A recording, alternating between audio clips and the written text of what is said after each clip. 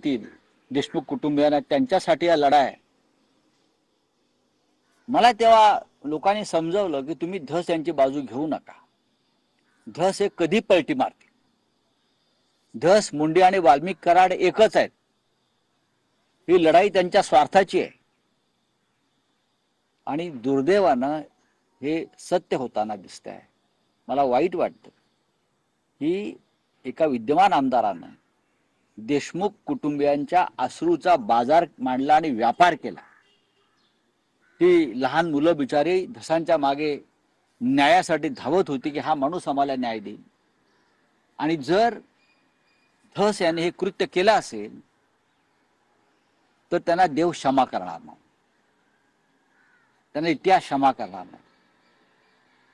असा खोटारडेपणा जर त्यांनी केला असेल आणि पाठीत खंजीर खुपसला असेल देशमुख कुटुंबियाचा, तर बीडची जनता नाही, राज्याची जनता हे लक्षात ठेवेल की तुम्ही जे कृत्य केलेलं आहे ते पाप आहे आणि त्या पापाला क्षमा नाही. जर त्यांनी तसं केलं असेल तर तो विश्वासघातापेक्षाही पुढलं पाऊल आहे. धस यांच्याकडनं ही अपेक्षा तुम्ही न्यायाची ठेवू नका असं मला वारंवार बीडचे काही लोक सांगत होते. त्यांचं म्हणणं असं होतं की वाल्मिक कराड, सुरेश धस आणि धनंजय मुंडे हे एकच आहे. एका नाण्याला दोन बाजू असतात, ह्या तीन बाजू आहेत. पण मी विश्वास ठेवला नाही, तरी मला अपेक्षा आहे की धस यांच्याकडनं असं कोणतेही कृत्य होणार नाही. भाजपच्या एका बैठकीमध्ये रावसाहेब दानवे यांनी विधान केलंय की आपला पक्ष एवढा मोठा आहे की आपण थुंकलो तरी विरोधक वाहून जातो. मग थुंका ना, तुम्ही थुंका. तुमच्यावर पण जनता तुम्ही पराभूत झाला ते लक्षात ठेवा. जनता तुमच्यावर थुंकली आणि त्या थुंकीतच तुमचा पराभव झाला आणि वाहून गेला. लोकसभेला, विधानसभेला तुम्ही पाप करून निवडून आलेला. रावसाहेब दानवे हे शेतकऱ्यांना शिव्या घालतात, अजून काही करतील, अजून काही करतील. तुमचा पक्ष मोठा नसून तुमचा पक्ष छोटाच आहे.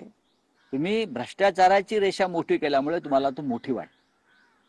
आणि सगळी थुंकी जी होती भ्रष्टाचाराची थुंकलेली, मग अजित पवारजी असतील, अशोकराव चव्हाण असतील, प्रफुल्ल पटेल असतील, हसन मुश्रीफ असतील, एकनाथ शिंदे असतील, ज्यांच्यावरती भ्रष्टाचाराचे आरोप स्वतः नरेंद्र मोदींनी केले होते, मग थुंकलेलं चाटताय कशाला? मग थुंकलेलं चाटण्याची ही परंपरा काय तुम्ही नवीन आणलीत? काय यांचं ऐकताय तुम्ही? बदमाश लोक आहेत. महानगरपालिका निवडणूक आणि जिल्हा परिषद निवडणुकीमध्ये उद्धव बाळासाहेब ठाकरे या गटाला संपवून टाका असं एकनाथ शिंदे यांनी त्यांच्या कार्यकर्त्यांना आवाहन केलं. करू द्या ना आवाहन. अमित शहाचा पक्ष आहे, एकनाथ शिंदेचा पक्ष हा अमित शहाच्या मालकीचा पक्ष आहे. अमित शहाना जे हवंय तेच ते बोलतात. एकनाथ शिंदे यांचा कोणताही पक्ष नाही. अमित शहानी शिवसेनेतला एक गट फोडला आणि जो गट शिंदे यांच्या ताब्यात दिला तो अमित शहाचा पक्ष आहे. अमित शहानी त्यांना सध्या चालवायला दिलेला आहे. अमित शहा दुसरी काय भूमिका घेणार? जे महाराष्ट्राचे शत्रू आहेत, दुश्मन आहेत, तेच मराठी माणसासंदर्भात अशी भूमिका घेऊ शकतात. चला, राजन साळवी यांचा नुकताच पक्षप्रवेश शिंदे गटात झाला. मात्र भास्कर जाधव आपली खंत बोलून दाखवत आहेत की माझ्याकडे क्षमता असून सुद्धा मला म्हणावं तसं काम करण्याची संधी मिळाली नाही. दुर्दैवानं मला ही संधी मिळाली नाही. माझा राज्यात एक मोठा वर्ग असून सुद्धा मी काम करू शकतो. त्यांच्याशी आमची काली चर्चा झाली. आज आम्ही एकत्र भेटतो सगळेच शिवसेना नेते आणि आम्ही काही कोणाची खंत असेल त्याच्यावर आम्ही चर्चा करू.